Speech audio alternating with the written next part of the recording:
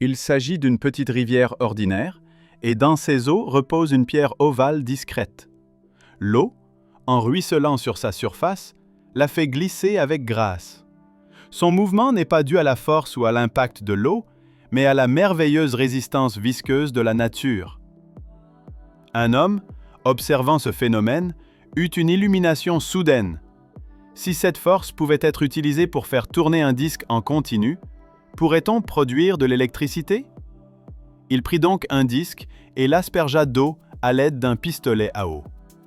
À sa grande surprise, le disque se mit à tourner. Ce fut l'idée de départ de la turbine sans pale. Mais il ne s'arrêta pas là. Il ajouta une enveloppe en spirale autour du disque, obligeant l'eau à y pénétrer tangentiellement au lieu de s'y engouffrer directement, et à effectuer un tour complet autour du disque avant de s'en échapper par le centre. Le flux d'eau devint hélicoïdal et le disque tourna de plus en plus vite. C'était le prototype de la turbine sans pale.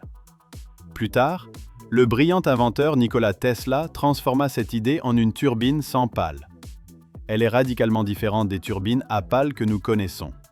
Les turbines ordinaires fonctionnent grâce à des pales et un fluide. La vapeur se précipite vers les pales, les faisant tourner. L'approche de Tesla était diamétralement opposée. Il s'est affranchi des pales, comptant uniquement sur la viscosité du fluide glissant sur le disque pour le faire tourner. Cela paraît incroyable, mais tout repose sur la dynamique des fluides. Lorsque la vapeur s'échappe à grande vitesse de la coque tourbillonnaire, elle glisse sur la surface du disque, utilisant la viscosité pour le faire avancer. Chaque couche de vapeur forme une couche limite à la surface du disque. Les couches inférieures y adhèrent presque, tandis que les couches supérieures sont attirées, transférant l'énergie couche par couche jusqu'à ce que le disque entier soit en mouvement.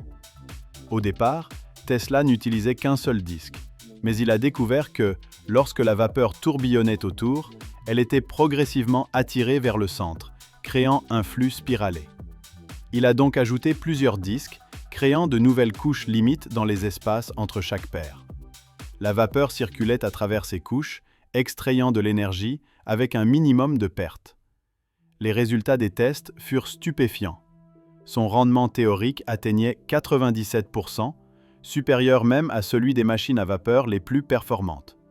Cependant, en pratique, elle n'était pas tout à fait parfaite.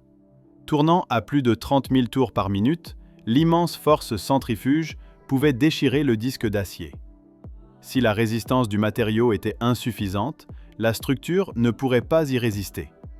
De plus, la vitesse élevée de la vapeur engendrait une série de problèmes tels que l'effet Mach, les ondes de choc, le bruit et les vibrations. Par conséquent, la turbine sans aube de Tesla n'a pas réussi à remplacer la machine à vapeur, mais elle est devenue l'une des conceptions les plus élégantes de l'histoire de la mécanique des fluides. Plus tard, elle a été modifiée en une pompe à haut rendement. Et, sans l'effet des aubes, elle est extrêmement efficace dans les équipements sous vide. C'est ainsi que se termine notre épisode d'aujourd'hui. Pour rester informé des dernières actualités et mises à jour technologiques, n'oubliez pas de vous abonner à notre chaîne Explore et d'activer la cloche pour recevoir toutes nos nouvelles vidéos. À bientôt pour une nouvelle vidéo. Prenez soin de vous.